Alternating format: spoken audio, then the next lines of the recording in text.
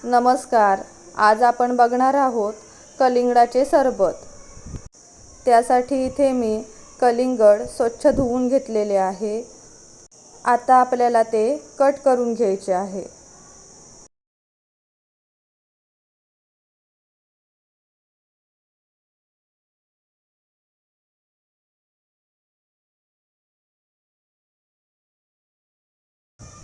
इथे मी कलिंगडाचे 2 भाग करून घेतले आहेत. यातील एका भागाचे म्हणजे अर्ध्या कलिंगडाचेच मी सरबत बनवणार आहे. आता मी इथे कलिंगड गोल आकारात कट करून घेणार आहे.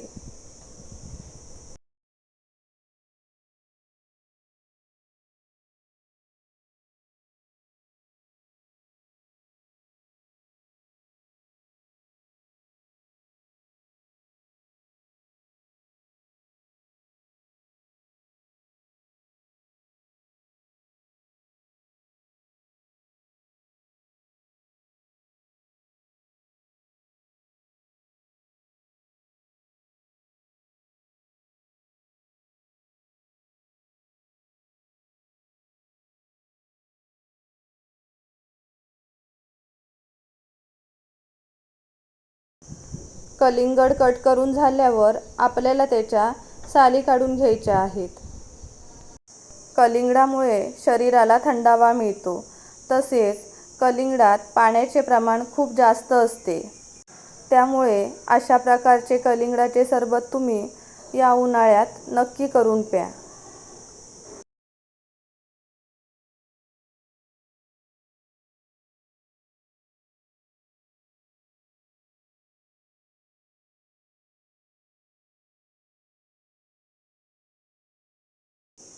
आता मी अशाच प्रकारे इथे जे कलिंगड कट करून ठेवले आहेत त्याच्या साली काढून घेणार आहे. कलिंगडाच्या साली काढून झाल्यावर आपल्याला त्याचे बारीक तुकडे करून घ्यायचे आहेत. कलिंगडाच्या बिया देखील आपल्याला यात वापरायच्या आहेत. कलिंगड कट करून झाल्यावर आपल्याला ते मिक्सरच्या भांड्यात घ्यायचे आहे. इथे मी मिक्सरचं छोटं भांडं घेतलं आहे. त्यामुळे मी 2 ते 3 बॅचमध्ये हे मिक्सरला फिरवून घेणार आहे. आता आपल्याला यात पुदिन्याची पानं टाकायची आहेत. त्याचबरोबर चवीनुसार मीठ आणि बारीक केलेली खडीसाखर टाकायची आहे. आता आपल्याला यात लिंबाचा रस टाकायचा आहे. खडीसाखरेऐवजी तुम्ही यात साखर देखील टाकू शकता. पण खडीसाखर गुणधर्माने थंड असते म्हणून मी इथे साखरेऐवजी खडीसाखर वापरली आहे. आता आपल्याला हे सर्व मिश्रण मिक्सरला फिरवून घ्यायचं आहे.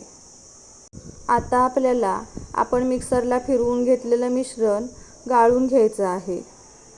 त्यासाठी इथे मी एक टोप घेतलेला आहे आणि त्यावर पुरणाची गाळणी ठेवलेली आहे. त्यात मी मिक्सरला बारीक करून घेतलेलं मिश्रण गाळून घेणार आहे. तुम्ही याऐवजी चहाची गाळणी किंवा त्यापेक्षा थोडी मोठी गाळणी असेल तरी ती देखील वापरू शकता.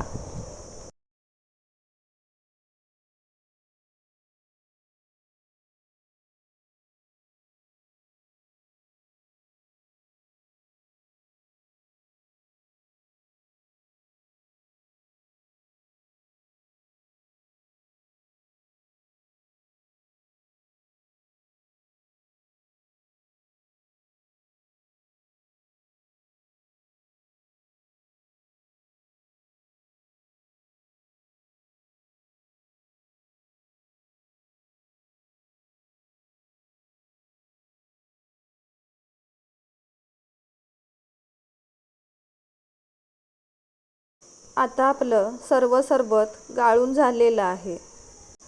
आता आपल्याला ते एका ग्लासात ओतून घ्यायचं आहे.